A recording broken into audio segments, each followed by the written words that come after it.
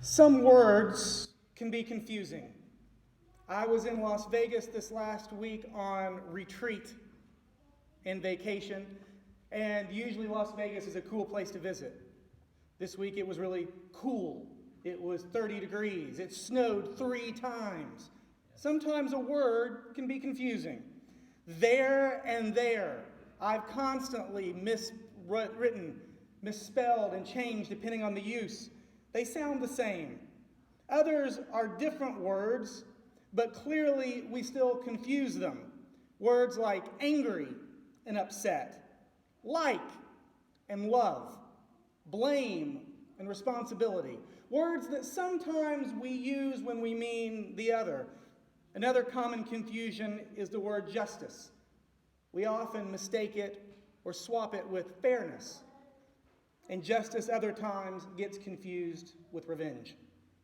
In our scripture today, we're reminded that our definition of words, the way we define them and use them, is not always God's definition of words. Justice is a word that is often misused or at least overused. Sometimes we say justice when we mean fair. But how do you figure out what's fair when comparing very different circumstances? How do you figure what's fair when people don't even really agree on the facts? For example, if 2 people are arrested for the same crime, it would be fair if they both got the same punishment, right? That sounds fair, but would it be just? Would it be just? What if one has mental health issues? What if one doesn't understand the nature of their crime? What if one never lived with a family that helped them wrestle with ethical decisions? What if one knew the people they impacted and the other didn't? What is fair is not always what is just. What is fair doesn't always bring about justice in the end. Justice is a word that is often misused, or at least overused. We sometimes say justice when we mean revenge. But how do we figure out punishment without payback? How do we figure out consequences that are about healing more than our hurt? For example, 2 people that are arrested for the same crime, 2 victims might have different minds of what's an appropriate punishment, appropriate justice. What if one victim is more forgiving? What if one has been hurt so many times before? What if one hated the person who hurt them already? What if someone is really sorry and has already started making amends, changing their behaviors, shifting their way of being, and the other is unremorseful? Revenge is often more about our hurt than an offender's behavior. Revenge is more often about our hurt than another person's behavior. Revenge is rarely about justice. Justice is not an easy thing to understand, and it's even harder to create. Yet here in our story today, we have Jesus trying to work towards both. He's trying to explain justice and work towards its ends all at the same time. Jesus is an expert on justice. We regularly hear Jesus speaking about issues of injustice. The woman unfairly accused of adultery. The parable of the vineyard workers, for example, and this teaching starting with turning the other cheek. Turning the other cheek. Matthew and Luke both share this same message from Jesus, but Matthew's a little more direct in his response to the others and how we respond to the other who has hurt us. Matthew focuses a little more on the physical and the social response. Luke is focused more on the spiritual response to injustice. Now, they start out the same. Luke starts out just like Matthew. If someone strikes you on the cheek, turn the other also. This has been probably misunderstood as passivity over the years in the church. You have to understand that when Jesus was speaking, there was a bit of superstition around things on the left. People who were left-handed were suspect. Even into more recent days in our country, people would try to correct left-handed children to teach them to write correctly so they could behave in society. So people shake hands with their right hand. The left was considered bad or wrong, and in the Jewish culture, it was interpreted as unclean. So if you are a poor person, used to being oppressed by someone who thinks they own you, acts like they rule over you, you might have experienced a backhand to the face if you were not living up to the standards. They would have backhanded you with their right hand, hitting your right cheek. But if you turn the other to them also, you're daring them to either punch you straight on, showing that you are of equal power to them, that you've got to rise out of them, or hit you on your left side, your unclean side. They then would have to go to the priest and ask for a prayer to be made clean. And when the priest says, "How did you become unclean?" I would have to say, "Well, I hit one of my workers." Well, why? And now the story of my oppression and my injustice is being confessed before God to the priest. Jesus wasn't teaching passivity. He was teaching nonviolent resistance before it was the cool thing to do. In the next example, Jesus follows up, just in case we're not sure that example makes sense. He says, if someone asks for your cloak, give them your shirt also. And this is where I want you to imagine children dressed as shepherds for the Halloween or for the Christmas pageant, right? They have two pieces of clothing on for a shepherd, the A-line dress and the bathrobe, right? These in that day were referred to as your shirt and your cloak. And Jesus is saying, if someone asks for your cloak, half of what you own as a poor person often, give them the shirt as well. Jesus is saying, moon them. Streak in front of them. If somebody's asking for half of what you have, and this was often done as a holder for debts, from those of power to those who had less, be naked before them. Now here's one of these other little Hebrew traditions. If you go all the way back to the story of Noah after the flood, where he gets drunk and passes out in his tent naked and his sons find him, they're the ones who are considered unclean for having seen his nakedness. So to see someone naked is to make you unclean, thus another trip down to the synagogue to ask the rabbi, can you say a prayer for me? I've been made unclean. I saw someone naked. Well, how did you see someone naked? Well, there was this poor person that worked for me, and they needed something, but I asked for their cloak as a retainer, and they gave me their cloak and their shirt. Well, they only had two pieces of clothing. They're poor. Why did you take that from them? It's demanded a confession before God and the community of the person's abuse of power.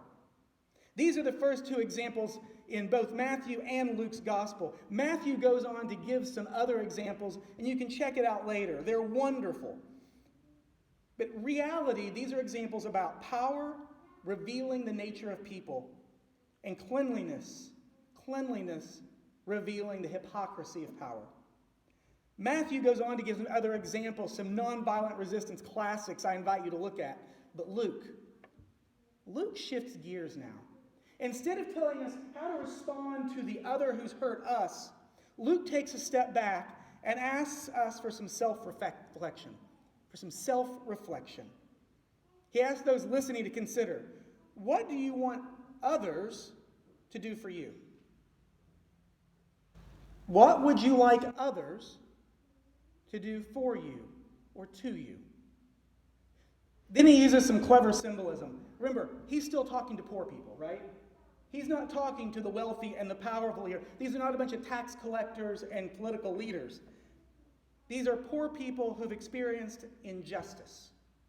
And Jesus starts using financial language. Investments, return, receipt, the measure you give, what you get back. He uses some clever symbolism. Gains, receipts, credits, and full measure. Full measure is a term that we don't use in our economic dealings that much in our society. Was there any time you all had to measure out a full measure recently? Nobody? Really? Full measure is used in dry goods. If you just pour something, if you think about pouring a bunch of seeds into a bucket to weigh, if you shake it, they settle down into the bucket more, right? And then you can put some more on top. If you pat it down, it pushes down even more, and there's room for more on top. A full measure is pressed, patted, shaken down. And in the Jewish tradition of hospitality, if someone was poorer, going back to traditions of gleaning and things, you would give a little extra heaping so that it might overflow. The overflow was for those who might glean behind later. and the heaping was for those who needed it in the exchange, those in our community who we support. It was a sign of hospitality, of care, to make sure we were never cheating anybody. Heap some on top of the full measure. If it overflows, that's fine. But this example suggests that wasn't the practice. Jesus is lifting it up as if this is what we wish people would do, not what they are doing. And as the poor people, they're very aware that it's not happening. They're very aware. Jesus asks those listening how they wished to be treated, how they would like their foods to be measured when they're bartering, when they're buying. How often have these people been cheated? How often have they been taken advantage of? Jesus asks, how would you like the rich to treat you? And it invites them to imagine how they will treat others. He asks, how would you like to be treated? And then challenges them to do it. It's interesting, this text gets used a lot by the prosperity gospel preachers. I'm sorry, Joel Osteen, it's not about money. They didn't have money. It wasn't about that. He used an example, a symbol that was beyond their reach so that they could understand how rich they were. How much love do you give someone else? Is it measured out, or is it a full measure? How much grace do you give someone? Is it doled out sparingly, or is it a full measure? How much hope do you put in your community? Is it regulated, or is it a full measure? How much commitment do we give to God? Is it fit in, or is it a full measure? Those listening to Jesus, those hearing him, were poor. They didn't have a lot of experience trading goods in financial matters, but they weren't taking it literally. They understood what Jesus was saying. Justice isn't just about complaining about people mistreating us. Justice isn't just about what we've received. Justice is about how we all see each other, how we all treat each other. It's about making sure we're doing our part while demanding justice for others. Each of us, just like each of them, has an opportunity to give a full measure in different ways. The ways we love an enemy, the way we share with no strings attached. These are at the heart of Jesus' message throughout the Gospels, not just in this story today. It's an understanding of justice that starts with the physical and the social, a response to the abuse that's there. It's a stand up and say, no, we've had enough, no more.